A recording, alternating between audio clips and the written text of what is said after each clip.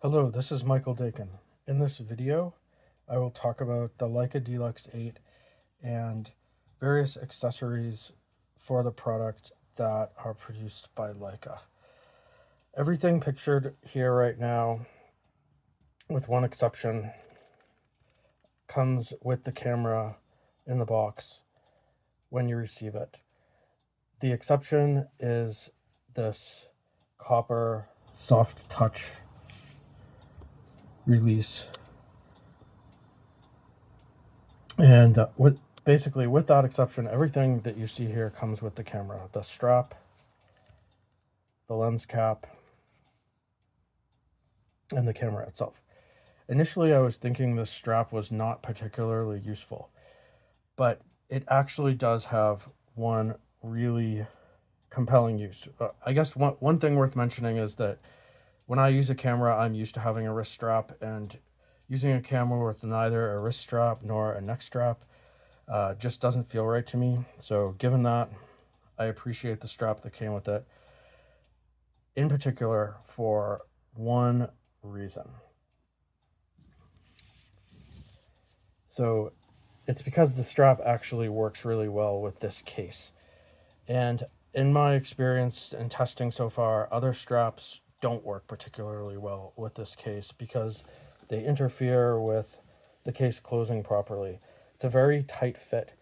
But I see uses for this case, in particular when traveling with luggage, like, for example, when flying with a carry-on bag or two carry-on bags where you're restricted to having exactly two bags. This case can easily be put inside of another bag and it will protect the camera from compression and from being bumped. And if you have, or when I'm in these travel situations, I would appreciate the ability to use the camera, and having the camera out and around my neck with this, it also gives me peace of mind because these are the situations in airports and on trains when I'm not really fully paying attention to the camera. I'd like it on my body, but I don't really know. I don't have control over the physical environment the way I do if I'm not dragging around a bunch of heavy luggage and or in an unpredictable situation. So basically, if we open this up and we put the camera in, there's plenty of room in the case to go like that. The case closes. It's firmly closed. And it works great. That will not be the case with the other straps that I will be showing subsequently in this video. Now, I've definitely seen questions online because I did web searches to figure out what works with what. And another useful accessory that I have from basically, generally speaking, I don't like to use a UV filter on my cameras, but experience with photography in the real world has taught me there are situations where I actually want the UV filter. And these are particularly dusty situations and situations when there's water vapor in the air, like when being on a beach next to the ocean on a foggy day. I once had to clean essentially dried salt off of a lens because the water vapor that was condensing on the lens over the several hours I was at the beach and taking photos actually contained salt. And cleaning salt off the lens was not a super fun time for me, and I'd much rather be doing that with a filter than with an actual lens element. So I have this filter. It's the Leica filter, and it comes with a very nice case, and there's an aspect to this case that we'll see later on. It's more useful than you would imagine. So if we instead choose to protect the lens with a UV filter, the question is, will the case close? Will it work right? Will it fit? The answer is yes. It fits fine. Now, if you want to stack, if you want to go for double protection here and stack a lens cap over the filter, then the case will not close. So that is a limitation that exists with this case. So in addition to sometimes using a filter to protect the lens, with this camera, Leica also makes a different type of lens cap that is much easier to deal with. So if I remove this bezel from the camera, we can see two things. One, there is a bayonet type mount built into this, and two, this removable bezel fits perfectly into this filter case. So the filter case, I believe it had to have been designed for this purpose. Nowhere in Leica's documentation does it mention that. So now that we've got that filter off, we can put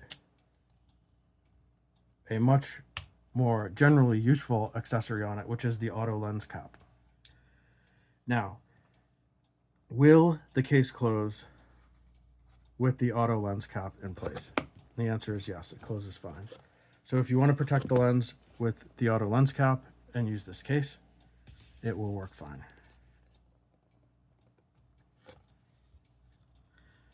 Now, the thing is, most of the time I don't want the camera in a case like this. There's really two other ways that I use the camera. And the two other ways are the ways that I use it most of the time I use the camera. And they're, okay, so there's the auto lens. I accidentally opened it up, but that's what the auto lens cap looks like when the camera powers on.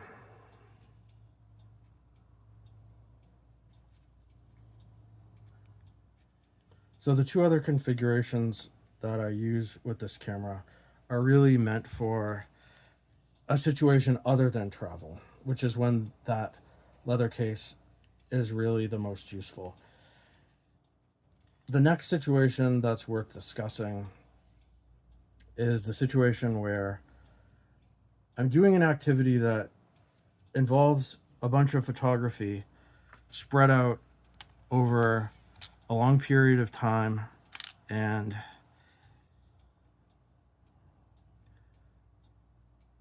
there's a lot of walking. The environment might be a little more chaotic than many situations. Think like walking around a museum all day or going on a relatively relaxed hike in a beautiful place.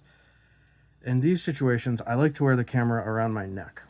And the accessory that I have for this situation is the leather half case and a neck strap.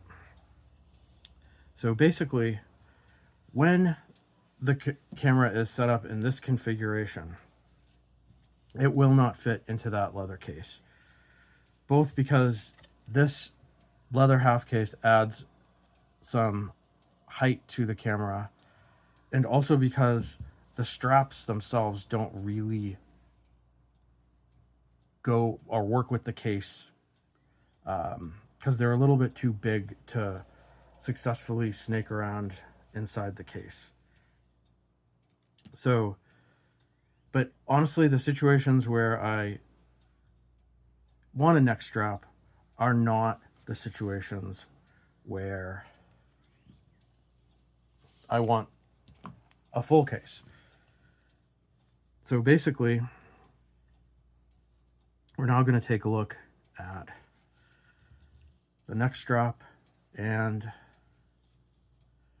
the half case.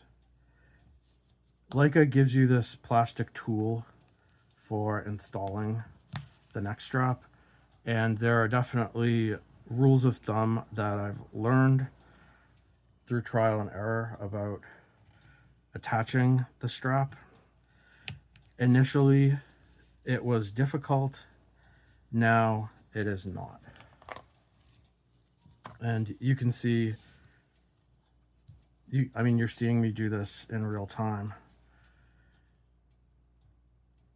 Just sort of understand that okay, so I just made a mistake there. Like, the easiest way one of the rules of thumb is to, when you're putting it on, to lift the side of the ring that's closest to the camera. So there are rules of thumb. You can figure them out with a little bit of experimentation and hand-eye coordination and thinking. But it's really not that hard to transform the camera to the point where the neck strap is attached and it's ready to go around the neck.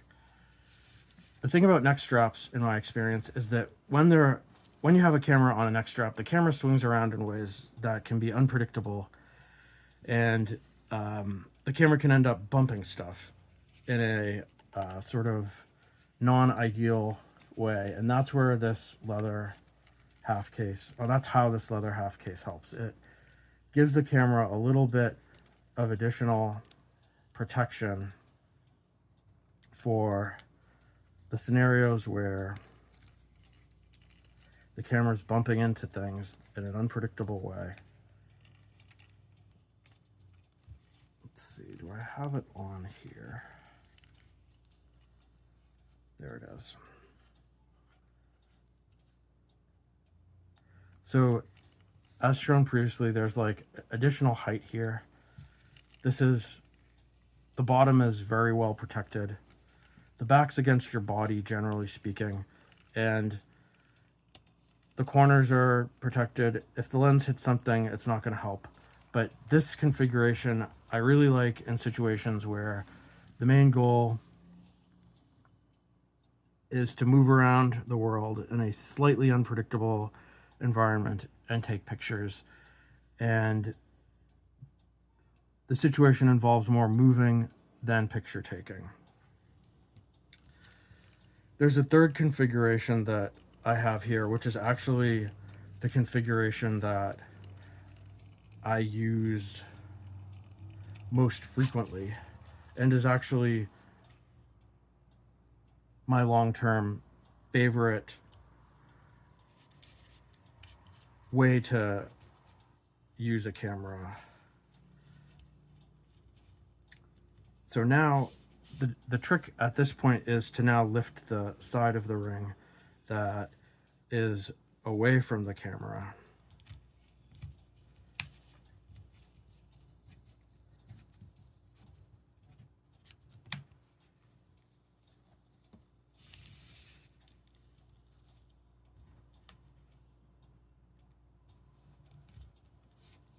So as you can see, like once you get a knack for this, once you figure it out and do it a couple of times, it's actually really straightforward. So the next configuration really is my favorite configuration for using a camera, and it's with a wrist strap, a strong, heavy wrist strap, unlike the one that comes with the camera. So basically, again, I'm lifting the edge that is closest to the camera.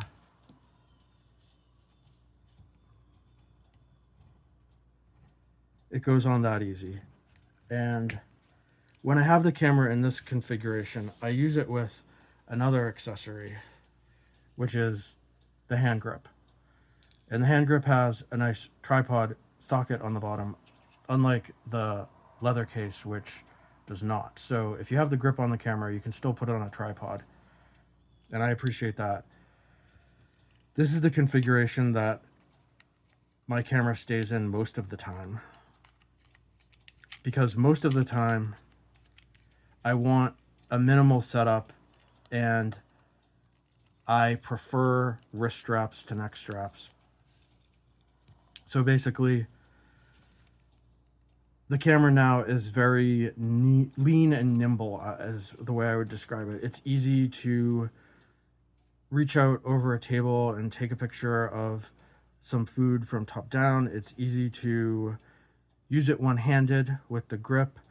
If I drop it, I know that the wrist strap is going to catch it. So basically, between it being small and making the camera handle more nimbly and making the camera easier to store, this is my by far preferred way to use the camera. And when I have the camera in this configuration, I'll generally speaking be taking it in and out of a small bag, such as this one, and it works great for this purpose. So yeah, I hope this video helps give you some perspective on the details of these various accessories that are available for the camera, and also like some insight into the different scenarios that make all of the different accessories actually useful for different reasons and scenarios.